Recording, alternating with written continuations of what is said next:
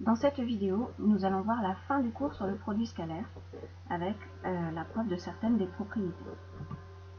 Alors si on se rappelle ce qu'on a déjà vu, on a déjà vu la définition du produit scalaire de deux vecteurs, U scalaire V, qui est défini comme étant égal à 0 si l'un des deux vecteurs est nul, ou bien le produit de la norme de U par la norme de V par le cosinus de l'angle alpha, où alpha est la mesure de l'angle donc entre le vecteur U et le vecteur V.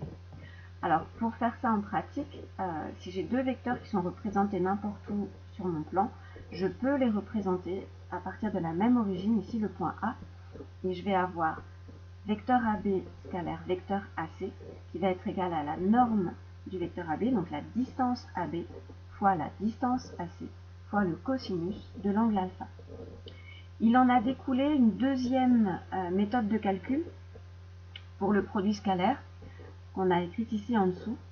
Vecteur U scalaire vecteur V est égal à vecteur AB scalaire vecteur AC ou vecteur AC scalaire vecteur AB. Le produit scalaire est commutatif, je peux l'effectuer dans l'ordre que je veux. C'est la même chose que vecteur AH scalaire vecteur AB. Alors le point H, il est ici. C'est ce qu'on obtient quand on projette le point C perpendiculairement sur la droite AB. On dit que H, c'est le projeté orthogonal du point C sur la droite AB. Dans ma figure, ici, il se trouve que le vecteur AH et le vecteur AB sont collinaires et de même sens. Dans ce cas, le produit scalaire AC scalaire AB va simplement être égal à la longueur AH fois la longueur AB. Si jamais mon point C avait été de l'autre côté, par ici quelque part, en le projetant orthogonalement, j'aurais obtenu le point H de l'autre côté également. Cette fois-ci, le vecteur AH et le vecteur AB auraient été toujours collinaires, mais de sens opposé. Et dans ce cas-là, le produit scalaire est négatif. J'aurais obtenu moins longueur AH fois longueur AB. Donc, à retenir cette propriété, qui est donc une deuxième méthode de calcul du produit scalaire, en plus de la définition. Ce que ça a d'intéressant d'avoir deux méthodes, c'est qu'en fait, on peut jongler avec les deux et on peut obtenir le calcul de l'angle alpha, si jamais on ne le connaît pas. C'est ce qui a été fait dans cet exercice, exercice corrigé 5, page 216. Donc, on nous demande de calculer vecteur AB scalaire vecteur AC. On projette le point C orthogonalement sur la droite AB, on obtient le point H.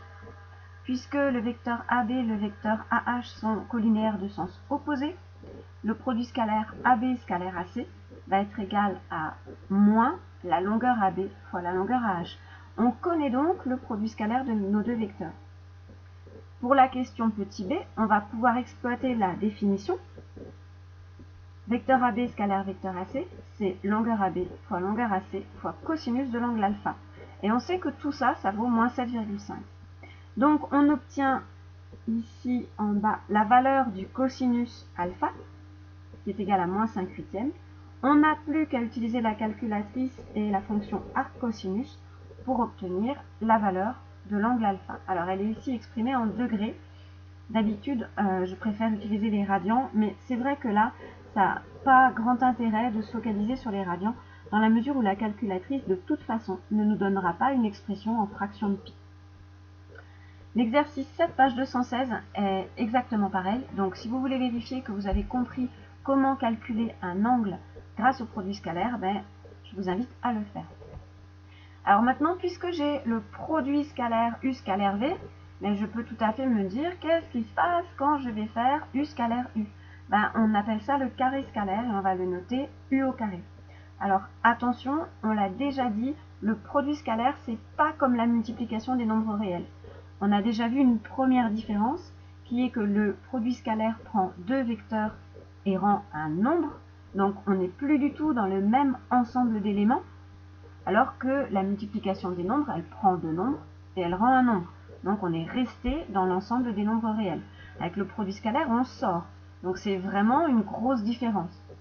Ça veut dire que, notamment, il n'y a pas d'inverse par le produit scalaire et il n'y a pas de division par le produit scalaire. Deuxième différence qu'on voit ici, ce que j'ai marqué en bas là de l'écran, avec le produit scalaire, on ne peut pas faire de puissance d'un vecteur. Ah oui, si je voulais avoir la puissance 3 de mon vecteur u. Il faudrait que je fasse u scalaire u scalaire u. Sauf que u scalaire u, c'est pas un vecteur. Donc, je ne peux pas calculer le résultat de u scalaire u encore scalaire u. Ça n'existe pas. Donc, retenez bien, il n'y a pas de puissance de vecteur au-delà du carré scalaire. Et le carré scalaire, c'est un nombre. Plus précisément, le carré scalaire du vecteur u, en fait, c'est sa norme au carré. Ou encore, le carré scalaire du vecteur AB, c'est la longueur de AB au carré. Alors, prouver ça, c'est relativement facile. Il suffit simplement d'utiliser la définition. U scalaire u, c'est la norme de u fois la norme de u, donc u au carré, fois le cosinus de l'angle entre u et u. Mais l'angle entre u et u, il vaut 0. Donc, le cosinus de 0, on sait que ça fait 1. On obtient comme ça, u scalaire u est égal à norme de u au carré. Et alors, puisque j'ai une opération de produit scalaire qui est commutative et bilinéaire, ça veut dire que je peux obtenir les identitaires marquables. Donc ici, vous voyez la première identitaire marquable, carré de la somme, carré scalaire de la somme u plus v, c'est carré scalaire de u plus 2u scalaire v plus carré scalaire de v. Carré scalaire de la différence vecteur u moins vecteur v, c'est carré scalaire de u moins 2u scalaire v plus carré scalaire de v. Et produit scalaire de u plus v par u moins v, c'est carré scalaire de u moins carré scalaire de v. Alors en dessous là, vous voyez la preuve du carré scalaire de la somme des deux vecteurs. Bon, en fait, il suffit simplement de faire la double distributivité. On sait ici à la deuxième ligne là que u scalaire v et v scalaire u, c'est la même chose grâce à la commutativité. Et du coup, je peux les ajouter et j'ai bien mon double produit. Alors, une conséquence intéressante de ça, c'est qu'en fait, on a une troisième méthode de calcul du produit scalaire juste avec des longueurs et sans passer par la projection orthogonale. En fait, dans la preuve là, carré scalaire de u, je sais que c'est la norme, carré scalaire de u plus v, pardon, je sais que c'est la norme de u plus v au carré. De la même manière, carré scalaire de u, c'est la norme de u au carré scalaire de v, c'est la norme de v au carré. Donc, en utilisant cette égalité-là, je vois que je vais soustraire la norme de u au carré, soustraire la norme de v au carré, diviser par 2. Et qu'est-ce que je vais obtenir ici, tout seul à droite? Le produit scalaire de u par v. Donc, j'ai bien produit scalaire de u par v, qui est la moitié de la norme de u plus v au carré, moins la norme de u au carré, moins la norme de v au carré. On pourrait faire exactement le même travail avec la deuxième des identitaires marquables. Et on obtient l'égalité que vous voyez là. Alors, ces égalités-là, elles sont toujours intéressantes de temps en temps. Elles sont vraiment pertinentes à utiliser. Alors, c'est pas ce qu'on utilise le plus souvent, ceci étant, mais bon, c'est intéressant à avoir dans un coin de sa tête.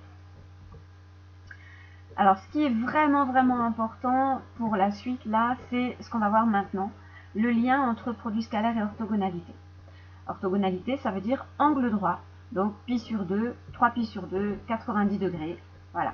Alors pourquoi il y a un lien évident? Parce que dans l'écriture du produit scalaire, si j'ai deux vecteurs non nuls, j'obtiens le cosinus de l'angle formé par ces deux vecteurs. Ici, le cosinus de l'angle BAC.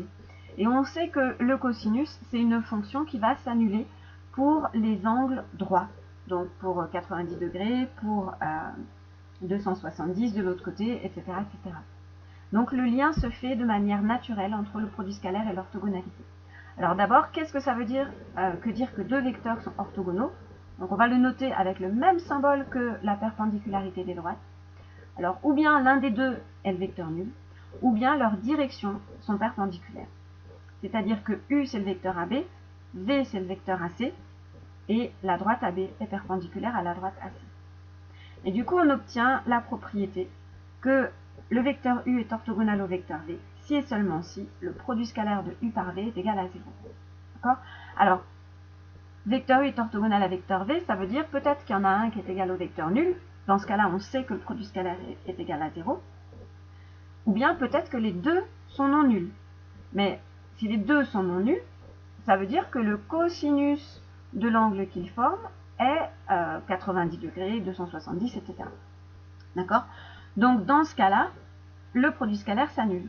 Réciproquement, si le produit scalaire s'annule, ou bien il y a un des deux vecteurs qui est nul, mais dans ce cas-là, ils sont orthogonaux, ou bien les deux vecteurs sont non nuls, et c'est le cosinus de l'angle qu'ils forment qui est égal à 0, et dans ce cas-là, leurs directions sont perpendiculaires.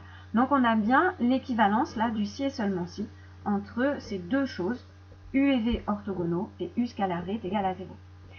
Le gros intérêt de ça, c'est que ça va nous permettre de démontrer que deux droites sont perpendiculaires. Alors, j'ai mis 3 petits points, parce que avant d'arriver à cette application, on va s'intéresser d'abord à des repères particuliers, qui sont les repères orthonormés. Plus exactement ici, si je reste que avec des vecteurs et pas avec des points, une base orthonormée. Une base orthonormée du plan, ben, c'est la donnée d'une base, donc un couple de deux vecteurs non collinéaires, mais en plus orthogonal, donc mes deux vecteurs sont orthogonaux, et normé, donc la longueur du vecteur i et la longueur du vecteur j est égale à 1. Alors, avoir deux vecteurs orthogonaux et deux vecteurs non nuls, sont non nuls parce que leur norme c'est 1, donc deux vecteurs non nuls orthogonaux, ça m'assure qu'ils n'ont pas la même direction. D'accord? Donc, j'ai bien un couple de vecteurs non collinéaires. Donc, j'ai bien une base, ortho à cause de l'orthogonalité des vecteurs, normée parce que la longueur de mes deux vecteurs vaut 1. Alors, dans ce cadre-là, dans le plan muni d'une base orthonormée, si j'ai un vecteur U de coordonnées x, y, un vecteur V de coordonnées x', y', alors le produit scalaire U par V, c'est simplement le calcul xx' plus y'. Et ça, c'est génial parce que ça veut dire que ça va nous simplifier la vie. Il suffira simplement de faire des calculs sur les coordonnées pour calculer les produits scalaires. La preuve est relativement simple, il suffit simplement de distribuer. Donc le vecteur U, c'est x vecteur i plus y vecteur j à cause de ses coordonnées. Idem, le vecteur V, c'est x' vecteur i plus y' vecteur j. Vous distribuez, vous obtenez carré scalaire de i qui vaut 1, carré scalaire de j qui vaut 1, i scalaire j qui vaut 0, puisque mes deux vecteurs de base sont orthogonaux, j scalaire i qui vaut 0 pour la même raison. Et donc vous voyez qu'il reste à la fin simplement xx' plus y', donc cette somme toute simple où je fais le produit tout droit, x fois x' plus y fois y', encore une fois le produit tout droit. Donc à bien distinguer du déterminant où on faisait le produit en croix, le produit scalaire c'est les produits tout droits. Voilà, je vais pouvoir passer à mon application maintenant. Comment je fais pour démontrer que des droites sont perpendiculaires? Eh bien, si je veux démontrer que deux droites sont perpendiculaires, la méthode elle est simple. D'abord, je vais déterminer un vecteur directeur pour chacune de mes droites. Je vais calculer le produit scalaire de ces deux vecteurs grâce à leurs coordonnées.